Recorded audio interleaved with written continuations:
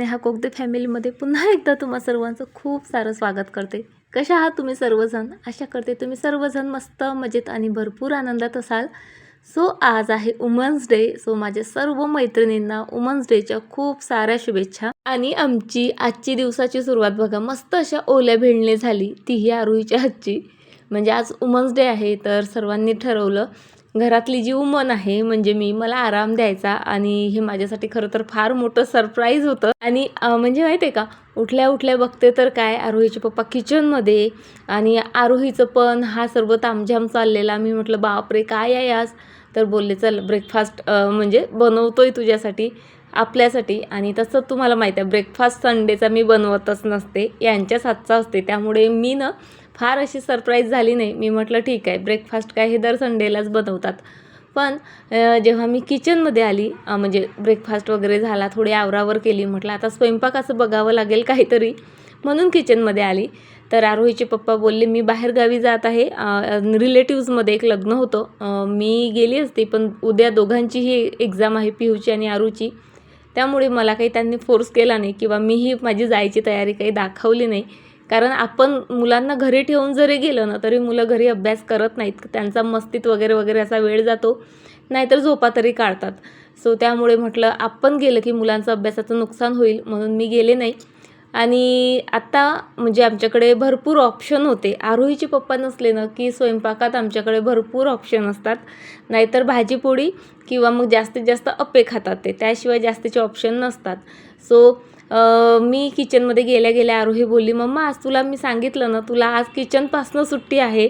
आणि मी म्हटलं बाई गं म्हणजे तू स्वयंपाक करणार का? तर ती बोलली हो मी स्वयंपाक करणार, पण तिला भाजीपोळी करू देणं म्हणजे माझी पूर्ण किचन अस्ताव्यस्त होणं हे मला माहीत होतं, म्हणून तिला म्हटलं काय बनवायचं, काय बनवणार तू? सो तिने बरेचसे ऑप्शन दिले, ही भाजी करते, अशी पोळ्या करते किंवा असं करते तसं करते। मी म्हटलं बाई एवढा तामझाम काही करू नको, आज पप्पा नाही आहेत, मस्त मसाल्याच्या भात म्हणजे मसाल्याची खिचडी जी आहे ते आपण बनवूयात।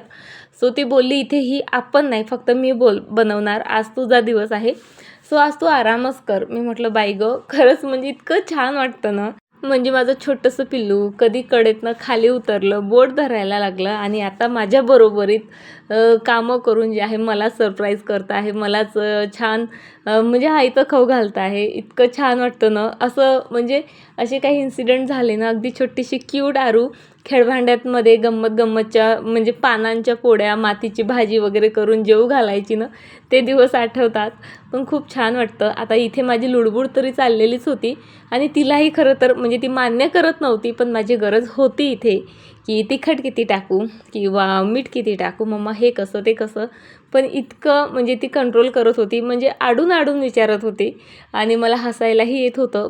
आणि पण मला माहीत होतं आपण जर इथे थांबलं नाही की ती खिचडी मग खाण्याचे लायक तरी असेल का नाही, कारण थोडं जर मीठ किंवा तिखट एक्स्ट्रा झालं तर मग पिहूने खाल्लं नसतं। सो म्हणून जे आहे मी इथे तिच्यावर वॉच ठेवून होती, कारण तिला तिखट भयंकर आवडतं आणि पिहूला कमी लागतं आणि तिने तिच्या चॉईसनुसार तिखट केली असती मग पिहूसाठी आणखी मला म्हणजे पुन्हा खिचडी किंवा इतर काही जे आहे बनवून द्यावं लागलं असतं, म्हणून मी इथेच उभी होती। सो तिचं चाललेलं तू जा इथनं जा इथनं, मग तुझ्यासमोरच बनवली, तू सर्व सांगते आहे म्हटल्यावर मी बनवली असं होणारच नाही मम्मा, आणि बऱ्याचशा गोष्टी। सो तरी मी माझी इतर कामं करत तिथेच उभी राहिली, पण मस्त माझ्या आरोहीने म्हणजे मला कशालाच हात नाही लावू दिला, अगदी चॉपिंगही तिनेच केली, इव्हन कोणते तांदूळ टाकायचे कोणती डाळ ते काढणं धुणं वगैरे सर्व सर्व सर्व तिने केलं। इव्हन मी कशाला हात लावलेलाही तिला जमत नव्हतं, म्हणजे तिच्या एक्सप्रेशनवरून बघा तुमच्या लक्षात आलं असेल। सो अशा प्रकारे आज किचनमधून पूर्णतः मला सुट्टी मिळालेली आहे, म्हणून म्हटलं चला काहीतरी एक्स्ट्राचं काम करू, म्हणून जरा मी बेडरूममध्ये आले आणि ही जी शेल्फ दिसते ना ही भरपूर दिवस झाले क्लीन केलीच नव्हती, म्हणून म्हटलं चला क्लीन करूयात। आता यावर इतके रिकाम्या गोष्टी आहेत, हा जो ब्ल्यू बॉक्स दिसतोय ना तुम्हाला जो मी ठेवला आता कबर्डमध्ये, तो तर म्हणजे काहीतरी वॉरंटी आहे कोणत्यातरी गोष्टीची, त्यामध्ये फक्त रिसिप्ट आहे तरी तो तिथे आहे, म्हणजे महत्त्वाचा आहे आणि तो कुठे हरवू नये म्हणून तो तिथे ठेवलेला आहे।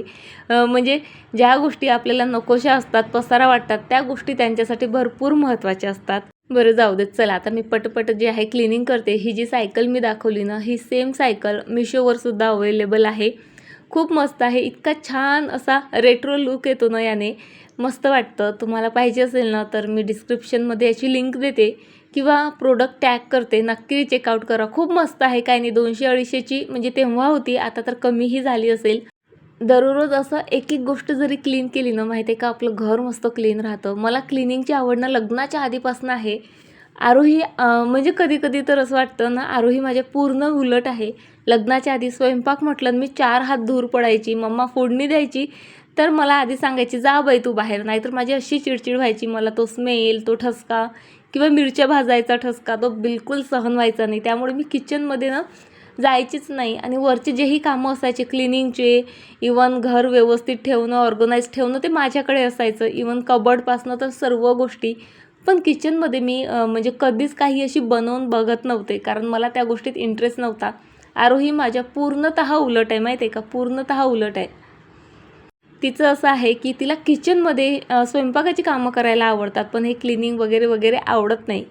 आणि तिचं असं म्हणणं आहे की स्वयंपाक येणं गरजेचं आहे मम्मा, वरची कामं तर कोणीही करून घेईल आणि त्यासाठी आपण सर्वंटही ठेवू शकतो. मग ती कामं करण्यात आपण कशाला वेळ म्हणजे घालवायचा. आणि खरंच ती म्हणजे मला जसं तिला बनवायचं ना, आरू आपसुकच तशीच बनते आहे. माझ्या स्वभावाचे तर म्हणजे खूप उलट आहे ती. म्हणजे मी खूप म्हणजे इमोशनल म्हणण्यापेक्षा इमोशनल फूल आहे. खूप छोट्या-छोट्या गोष्टींचा विचार करते. आता बऱ्यापैकी मी स्वतःमध्ये ती मॅच्युरिटी आणलेली आहे किंवा स्वतःला तितकं जे आहे खंबीर बनवते आहे. पण माझ्या आरूमध्ये आत्तापासून मला ते गुण दिसतात आणि स्वतःला इम्पॉर्टन्स देणं किती महत्त्वाचं आहे ते तिला आत्तापासून कळतं. कोणत्या कामाला किती प्रायोरिटी द्यायला पाहिजे तेही तिला आत्तापासून कळतं. किंवा सर्वांच्या समोर आपण कसं प्रेझेंट व्हायचं किंवा आपण स्वतःला किती इम्पॉर्टन्स द्यायचं ती आत्तापासून ह्या गोष्टींचा विचार करते. आणि खरंच ही गोष्ट मला ना खूप सुखावते. आणि म्हणजे हेही कळतं यावरनं की ज्या चुका मी माझ्या आयुष्यात केल्या, म्हणजे स्वतःला प्रायोरिटी न देणं किंवा इतरांचा जास्त विचार करणं, कोणी थोडं थोडं काही बोललं की स्वतःला लावून घेणं, कुजत राहणं, रडत राहणं, ह्या गोष्टी माझी आरू तरी भविष्यात करणारच नाही. हे मी आत्ताही म्हणजे या गोष्टीचा मला विश्वास आहे. आणि खरंच प्रत्येक बाईनं तसं असायलाच पाहिजे. नाही जास्त न तर स्वतःच्या इमोशन्सवर तरी आपल्याला कंट्रोल करता आला पाहिजे, स्वतःसाठी जगता आलं पाहिजे. आणि आणखी एक गोष्ट म्हणजे इमोशनली म्हणा, फिजिकली म्हणा किंवा मग इकॉनॉमिकली म्हणा, आपण कुणावरच डिपेंड राहणार नाही. ही एक गोष्ट आपण आपल्या मुलींना नक्की शिकवली पाहिजे. आता आपल्याला ज्या गोष्टी कळत नव्हत्या त्या हळूहळू कळतायत. हळूहळू म्हणजे जगाच्या ठोकरा खाऊन आपण जे शिकतो आहोत त्या गोष्टी आपण आत्तापासून आपल्या मुलींमध्ये रुजवणं खरंच खूप गरजेचं आहे, म्हणजे असं मला तरी वाटतं. बरं चला, आता मी जेव्हा केव्हा गार्डनची काही कामं करते तुमच्यासोबत शेअर करते किंवा गार्डनचा व्ह्यू वगैरे नजारे तुमच्यासोबत शेअर करते, तेव्हा तुमच्या बऱ्याचदा कमेंट असतात, ताई तू इतक्या छोट्याशा जागेत इतकं छान गार्डन कसं डेव्हलप केलं किंवा तुझे प्लांट्स एवढे बुशी कसे, हिरवे कच्च कसे. कारण आता तुम्ही जवळपास 2-1 वर्षापासून मला बघता आहात आणि माझं गार्डन नेहमी असंच दिसतं. म्हणजे बघा, बरेच व्हिडिओ मी पण बघत असते, त्यामध्ये दर 2-3 महिन्यांनी प्लांटची खरेदी केल्या जाते किंवा मग माझं हे प्लांट गेलं, माझं ते प्लांट खराब झालं, ही प्लांट घेतली, ही सीझननुसार फ्लॉवरिंग प्लांट आणल्या जातात वगैरे वगैरे. पण तुम्हाला माझ्या व्हिडिओमध्ये दिसत असेल, म्हणजे मी यावर्षी फक्त एकच प्लांट आणलं होतं आणि तेही माझ्यासोबत अजूनपर्यंत आहे. माझे प्लांट कधीच खराब होत नाहीत किंवा मला नेहमी प्लांट्स विकत आणायची गरजही पडत नाही. हे नोटीस नक्कीच केलं असेल तुम्ही. आणि त्यामुळेच मला नेहमीच कमेंट्स येत असतात की तुझे प्लांट्स इतके हेल्दी कसे. सो काही छोट्या सवयी आहेत बघा, काही छोट्या हॅबिट आहे किंवा प्लांटच्या नीड आहेत ज्या मी पूर्ण करत असते आणि त्यामुळे माझं गार्डन इतकं मस्त बुशी राहतं, हिरवं कच्चं राहतं आणि म्हणजे सदाबहार असतं. कधीही बघा तुम्हाला सारखंच पाहायला मिळेल. खूपच प्लांट्स खराब झालेत, खूपच म्हणजे सीझननुसार किंवा जास्त उन्हाळा तपतोय त्यामुळे प्लांट्स गेलेत वगैरे किंवा भरपूर पाणी आलं त्यामुळे प्लांट्स रूट होऊन गेले, असं माझ्या बाबतीत कधी घडत नाही. सो काय केअर घेते मी किंवा तुम्ही काय घ्यायला पाहिजे प्लांटच्या बाबतीत ते मी तुमच्यासोबत शेअर करते. सो बघा, आता स्प्रिंग ऋतू चालला आहे, त्यानंतर कडक उन्हाळा लागेल, त्यामुळे आत्ता प्लांटच्या बाबतीत तुम्हाला जे काही चेंजेस करायचे असतील, कटिंग्स ग्रो करायचे असतील किंवा प्लांटच्या जागा वगैरे बदलायच्या असतील ना, तर तुम्ही आत्ता ती सर्व कामं करू शकता. इव्हन माहिती आहे का, कटिंगसुद्धा ग्रो करू शकता. सो इथे माझं हे वंडर जीवचं प्लांट आहे. आणि काय झालं याच्यासोबत म्हणजे तुम्हाला दिसतंय भरपूर बुशी आहे, पण वरच्या साईडनं ते तेवढं खाली झालं होतं. म्हणजे पानं त्याची जळाली होती. स्प्रिंग ऋतूमध्ये हे प्रॉब्लेम्स होतात. बऱ्याच झाडांची पानं गळून पडतात. या प्लांटसोबत पण तसंच झालं बघा. खालच्या साईडनं जे हँगिंग ज्या फांद्या आहेत त्या छान बुशी आहेत, भरपूर लीव्ज आहेत, पण वरच्या साईडनं जी बास्केट आहे ती रिकामी झाली होती. काही काही ठिकाणी फक्त फांद्याच दिसत होत्या, त्याला पानं नव्हती, पण त्याच्या टोकाला पानं होती. सो मी ना त्या सर्व फांद्या तोडल्या. त्यांची जी टोकं होती ज्याला भरपूर लीव्ज होते ते तोडलेत आणि तेच त्या प्लांटरमध्ये पुन्हा रिपॉट केले. त्यामध्ये भरपूर माती भरली, कारण काय होतं पाणी देऊन देऊन पाण्यासोबत मातीही खाली येते आणि त्यामुळे मग प्लांट्सला पाहिजे तशी माती मिळत नाही आणि त्यामुळेही मग असे प्रॉब्लेम्स होतात. सो ते प्लांट माझं छान तयार झालं. त्यानंतर बघा म्हणजे कटिंग, प्रूनिंग ह्या गोष्टी महत्त्वाच्या आहेतच. त्यासोबत आपण कोणतं फर्टिलायझर प्लांटला कधी द्यायला पाहिजे तेही महत्त्वाचं आहे. आता स्प्रिंग ऋतू आहे, जास्तीचं गरम फर्टिलायझर जे केमिकल फर्टिलायझर वगैरे असतात ते आपण देऊ शकत नाही. सो अशा वेळेस तुम्ही बघितलं मी थोड्या वेळाआधी ना इडलीसाठी तांदूळ वगैरे भिजायला घातले, ते धुतलेत ना त्याचं पाणी आणि सोबतच ह्या काही भाज्यांची टक्र होती, कांद्याची टरफलं, लसूणची किंवा मग आता शेंगा, बीटची वगैरे वगैरे, ती 2 दिवसापासून मी भिजायला घातलेली होती. सो ती आता इथे गाळून घेतली.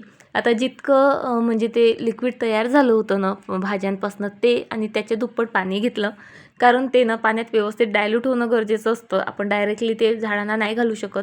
पाण्यामध्ये डायल्यूट केलं, त्यामध्येच ते आपलं तांदळाचं वगैरे डाळीचं पाणी घातलं आणि हे इतकं बेस्ट फर्टिलायझर असतं तुमच्या कोणत्याही प्रकारच्या प्लांटसाठी. मग ते तुमचे इंडोअर नाजूक प्लांट असू देत किंवा मग आउटडोअर फुलांची झाडं असू देत, दोन्हीसाठी बेनिफिशियल असतं. कारण काय होतं, जे इंडोअर प्लांट असतात ते भरपूर नाजूक असतात आणि याला जर का तुम्ही केमिकल फर्टिलायझर दिले की मग तर झालंच काम. म्हणजे नाही सूट होत त्यांच्यावर ते आणि जास्तीचं होऊन किंवा गरमी होऊन प्लांट्स बऱ्याचदा जातात. म्हणून इंडोअर प्लांट्स असतील नाजूक साजूक, तसं तुम्ही त्याला हे असंच फर्टिलायझर द्यायला पाहिजे. इवन फुलांच्या झाडांनाही हे फर्टिलायझर भरपूर उपयुक्त असतं. मस्त जे आहे त्याने फुलं येतात. तुम्ही बघताच नेहमी माझ्या गार्डनमध्ये 1-2 फुलं तर नेहमी असतातच असतात, कारण 1-2च प्लांट आहेत तरीसुद्धा. आणि तिसरी गोष्ट म्हणजे वेळोवेळी झाडांना ना अशा बाथ देणे खूप गरजेचं असतं. झाडांचे पानं खरं तर झाडांच्या ग्रोथसाठी, वाढीसाठी खूप महत्त्वाची असतात, कारण तीच जी आहे फोटोसिंथेसिस करत असतात किंवा वातावरणातला कार्बन डायऑक्साईड शोषून घेणं वगैरे वगैरे सर्व गोष्टी पानं करत असतात. आणि त्या पानांवर धुळीची जर लेयर्स असली ना की मग ते कोणतंच काम व्यवस्थित करू शकत नाही. सूर्यप्रकाशही पानांपर्यंत व्यवस्थित पोहोचत नाही किंवा मग त्यांची जी रंध्र म्हणतात त्याला काय, छिद्र, ती ब्लॉक होतात. त्यामुळे ऑक्सिजन किंवा पाणी व्यवस्थित ते ॲब्झॉर्ब करू शकत नाही आणि त्यामुळेही त्यांची ग्रोथ मग पाहिजे तशी होत नाही. म्हणून मधून 8-1 दिवसातून तरी प्लांट्स मस्त असे स्वच्छ धुणं गरजेचं असतं. सो ह्या 3-4 गोष्टी आहेत. तुम्हाला जर गार्डन तुमचं नेहमी असं मस्त हिरवं कच्चं ठेवायचं असेल, प्लांट्स हेल्दी ठेवायचे असतील, तर ह्या 3-4 गोष्टी तुम्ही नेहमी करायला पाहिजे. शिवाय सोबतच त्या प्लांटरमधली माती ही नेहमी ना फोर्कच्या सहाय्याने उकरत राहायला पाहिजे. त्यामुळेही तिथे म्हणजे हवा खेळती राहते, ती माती अशी घट्ट बसून राहत नाही. ह्या काही गोष्टी आहेत ज्या मी 8 दिवसातून माझ्या प्लांटसाठी करत असते आणि त्यामुळे माझे सर्व प्लांट्स बघा तुम्हाला हेल्दीच दिसतील. म्हणजे मी असं कधी ऐकलं नसेल तुम्ही, अरे माझं हे प्लांट गेलं आता मला नवीन आणावं लागेल. कधी म्हणजे कधीच नाही. जी माझी प्लांट्स आहेत त्यांचीच मी इतकी मस्त काळजी घेते की ते मला सोडून कधीच जात नाहीत. सो तुम्हाला हे गार्डनिंग करायची असेल तर ह्या माझ्या 4-5 छोट्या-छोट्या टिप्स नक्की लक्षात ठेवा आणि त्यानुसार बघा तुम्ही, म्हणजे ट्राय करा. तुमचं गार्डनही मस्त असंच हिरवं होईल नक्कीच. आता आज वुमन्स डे आहे, सो वेगळं असं काही सेलिब्रेशन आम्ही केलेलं नाही. म्हणजे मला तरी असं वाटतं बघा, प्रत्येक दिवस हा बाईचाच असतो. सकाळ, दुपार, संध्याकाळ सर्व बाईचंच असतं. प्रत्येक घरातील सकाळ ही तिच्यापासूनच होते आणि रात्र ही जोपर्यंत ती झोपत नाही तोपर्यंत होत नाही. प्रत्येक गोष्ट ही म्हणजे मी तर म्हणेल घराचा पाया आणि सर्व काही ही बाईच असते. त्यामुळे आजचं असं वेगळं सेलिब्रेशन करून फक्त आजचाच दिवस वुमन्स डे आणि वुमन्सला डेडिकेट करणं वगैरे काही मला योग्य वाटत नाही. कारण प्रत्येक दिवस बाईचाच असतो आणि बाईच्यानेच असतो. बाईच्यानेच तो जो आहे पूर्णत्वाला जात असतो. आणि चला, वुमन डेचं असं फारसं सेलिब्रेशन जरी केलेलं नसलं, पण आज टीम इंडियाने आपल्याला खूप मोठा आनंद दिला आहे. म्हणजे वुमन डेचं गिफ्ट समजू शकता तुम्ही. खरंच आजची मॅच काय होती. ते म्हणतात ना, पैसा वसूल नाही, आपण याला वेळ वसूल म्हणू शकतो. कारण आपण इथे घरी बसून पाहतोय, आपण आपला वेळ देतोय तिला. पण खरंच मस्त होती आजची मॅच आणि इतका शानदार विजय झालेला आहे टीम इंडियाचा की म्हणजे काय सांगावं. आरोहीचा तर मॅडमचा उद्याचा पेपर आहे, तरी तिने पूर्ण मॅच बघितली. आणि अभ्यासाचं म्हणाल तर आजकालच्या मुलांचं तुम्हाला माहीत आहे, अभ्यास कधीही झालेलाच असतो. कधीही मम्मा मला सर्व येते असं जे आहे त्यांचं असतं. बरं जाऊ देत. या छान अशा आनंदाच्या क्षणासोबत आजचा व्हिडिओ इथे संपवते आणि तुम्हाला उद्या भेटते अशाच एका छान व्हिडिओसोबत. तोपर्यंत फ्रेंड्स, स्वतःची काळजी घ्या. Again happy women's day. Bye.